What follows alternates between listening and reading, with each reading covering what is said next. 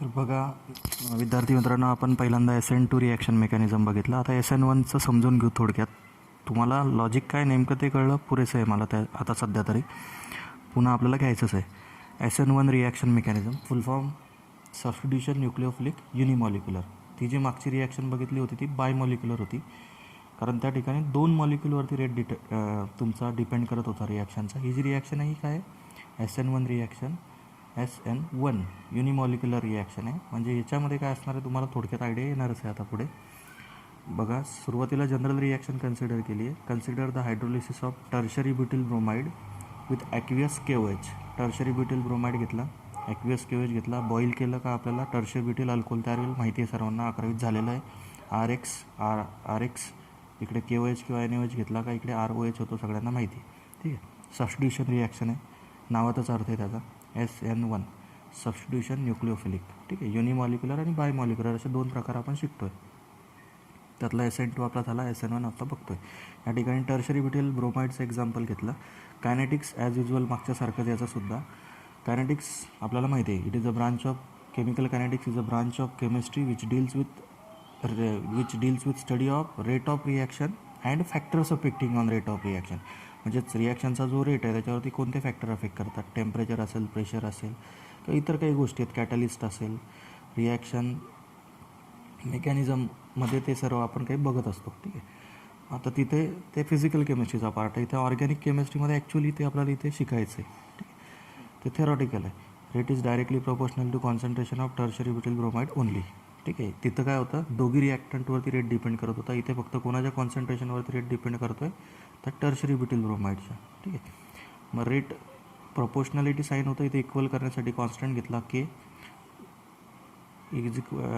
Rate is equal to proportionality constant into concentration of tertiary butyl bromide. That is this reaction is first order reaction. म्हणजे एकाच रिॲक्टंटवरती रिॲक्शनचा rate depend करतो, म्हणून ही reaction काय असणार आहे, first order reaction आहे. मागची काय होती, सेकंड ऑर्डर रिॲक्शन होती, कारण दोघी रिॲक्टंट भाग घेत होते मेकॅनिझममध्ये. दोघी रिॲक्टंट स्लो स्टेपमध्ये भाग घेत होते आणि ते सेकंड ऑर्डर रिॲक्शन होती. ही जी रिॲक्शन आहे ही कशी आहे, फर्स्ट ऑर्डर रिॲक्शन आहे. आणि ती जी मागची रिॲक्शन होती ती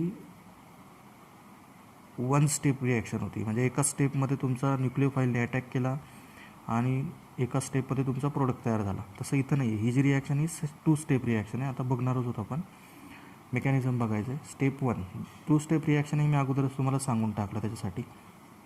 तर कोणत्या 2 स्टेप आहेत नेमक्या त्या कळतील तुम्हाला. मेकॅनिझममध्ये बघा, इन फर्स्ट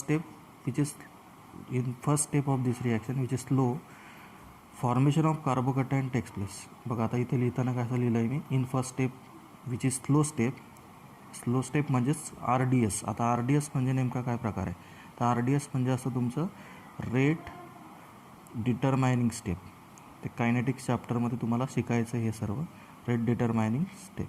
त्याच्यावरती रेट डिपेंड करतो ना, की रिॲक्शनचा रेट काय आहे, रिॲक्शन सेकंड ऑर्डर आहे का फर्स्ट ऑर्डर आहे, कशावरती डिपेंड करतं, त्याचा स्लो स्टेपवरती डिपेंड करतं. म्हणून त्याला आपण काय म्हणतो, RDS रेट डिटरमायनिंग स्टेप किंवा रेट लिमिटिंग स्टेपसुद्धा म्हटलं जातं त्याला. ठीक आहे. तर मेकॅनिझममध्ये बघा, फर्स्ट स्टेपमध्ये काय होतं की तुमचा जो टर्शरी ब्युटिल ब्रोमाइड आहे, 3 डायमेन्शनल स्ट्रक्चर लिहिलं आहे as usual, rigid bond, dotted bond, आणि हा प्लेनमधले 2 बॉन्ड आहेत. BR प्लेनमध्ये एक, CH3 प्लेनमध्ये एक CH3, 2 CH3, एक फ्रंट साईडला एक बॅक साईडला आहे. तर हे शिकलेलं आहात तुम्ही स्टेरिओ केमिस्ट्रीमध्ये 11वीमध्ये सुरुवातीलाच. स्लो स्टेपमध्ये काय होतं की हा जो टर्शरी ब्युटिल ब्रोमाइड आहे, क्राउडिंग आहे ना त्याच्यावरती, 3 मिथिल ग्रुप आहेत बघा, 3 बल्की मिथिल ग्रुप आहेत, आणि हा BR न्यूक्लिओफिलिक सबस्टिट्युएंट आहे त्याला जोडलेला. तर ह्या बल्की सबस्टिट्युएंटमुळे काय होतं, क्राउडिंग आहे. तर क्राउडिंगमुळे हा BR जो आहे हा त्याचाच बाहेर पडून जातो. ती जी पहिली स्टेप असते ती स्लो स्टेप असते. कायनेटिक स्टडी केलेला आहे या रिॲक्शनचा. आपण इथे कायनेटिक स्टडी फक्त थेरॉटिकली बघतो आहे, ॲक्च्युअलमध्ये एक्सपेरिमेंटली बघत नाही आहे. त्याच्यामुळे आपल्याला हे लक्षात ठेवायचं की फर्स्ट स्टेप जी स्लो स्टेप आहे, त्या स्लो स्टेपमध्ये BR निघून जातो ॲटोमॅटिकली. का निघतो, क्राउडिंग आहे, ऑलरेडी 3 मिथिल ग्रुप जोडलेले आहेत कार्बनला, गर्दी आहे खूप. तो BR त्याचा काय करतो, निघून जातो आणि काय तयार करतो, कार्बोकॅटायन तयार करतो. आता कार्बोकॅटायनचं नेचर आपल्याला माहिती आहे, कार्बोकॅटायनचं स्ट्रक्चर शिकलेलं होतं आपण, त्याचं हायब्रिडायझेशन बघितलेलं आहे, सर्व काही बघितलेलं आहे. कार्बोकॅटायन कसा असतो, प्लेनर असतो. म्हणजे हे जे त्याला जोडलेले जे सगळे ग्रुप असतात ते काय असतात, एकाच प्लेनमध्ये असतात. म्हणून मी या ठिकाणी जसं रिजिड बॉन्ड, डॉटेड बॉन्ड दाखवलं आहे फ्रंट साईड बॅक साईड, तसं या ठिकाणी दाखवलं नाही. या ठिकाणी प्लेनर कार्बोकॅटायन कसा असतो, प्लेनर असतो. त्यामुळे इथे तिघीचे तिघी मिथिल ग्रुप एकाच प्लेनमध्ये.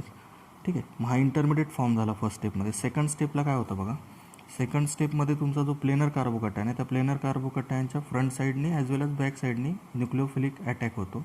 फ्रंट साईडने आणि बॅक साईडने दोघीकडून काय होतो, कारण कार्बोकॅटायन प्लेनर आहे, त्याला दोघीकडून चान्स आहे, इकडूनही करता येईल इकडूनही करता येईल. म्हणून फास्ट स्टेप सेकंड स्टेप जी आहे तिच्यामध्ये दोघीकडून अटॅक होतो आणि दोन प्रोडक्ट भेटतात. एक जो प्रोडक्ट तयार होतो त्याला आपण म्हणतो रिटेन्शन प्रोडक्ट, एक जो तयार होतो त्याला इन्व्हर्जन.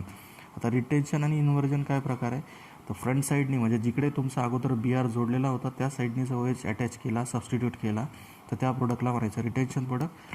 आणि समजा बॅक साईडनी केला, अपोजिट डायरेक्शननी केला SN2 सारखा, तर त्याला आपण काय म्हणतो इन्व्हर्जन प्रोडक्ट. मागच्या याच्यात बघितलंच आहे आपण. ठीक आहे. तर असे दोन प्रोडक्ट भेटतात. थेरॉटिकल एक्सप्लेनेशन तुम्ही लिहू शकता बघा. In second step front side as well as back side attack of nucleophile takes place on planar carbocation to give retention as well as inversion product. 50-50% दोघी प्रोडक्ट भेटतात. हे जे मिक्सचर असतं 50-50%चं यालाच रेसिमिक मिक्सचरसुद्धा म्हटलं. आता आपण ऑप्टिकल ॲक्टिव्हिटीचा व्हिडिओ मी थोड्या वेळाने टाकणार आहे, त्याच्यामध्ये तुम्हाला सर्व क्लिअर होईल ऑप्टिकल ॲक्टिव्हिटी कळलं की. ठीक आहे. तर इथं दोघी प्रोडक्ट भेटतात, इन्व्हर्जन प्रोडक्ट पण भेटतो आणि रिटेन्शन प्रोडक्टसुद्धा भेटतो, आणि त्यालाच रेसिमिक मिक्सचरसुद्धा म्हटलं जातं. म्हणजे अटॅक दोघी साईडने होतो, फ्रंट साईडने सुद्धा आणि बॅक साईडने सुद्धा. ऑप्टिकल ॲक्टिव्हिटी ह्या नोटचा जो सुरुवातीचा पार्ट आहे तोचा व्हिडिओ टाकायचा बाकी आहे. तो टाकल्यावरती तुम्हाला हे रेसिमिक मिक्सचर काय आहे ते कळेल सर्व. ठीक आहे. SN1 SN2 थोडक्यात सांगितलं. त्याचा ऑप्टिकल ॲक्टिव्हिटीचा व्हिडिओ बघितल्यावर पुन्हा एकदा हा टॉपिक बघून घ्याल, त्यावेळेस तुम्हाला रेसिमिक मिक्सचरसुद्धा कळून जाईल. ठीक आहे. धन्यवाद.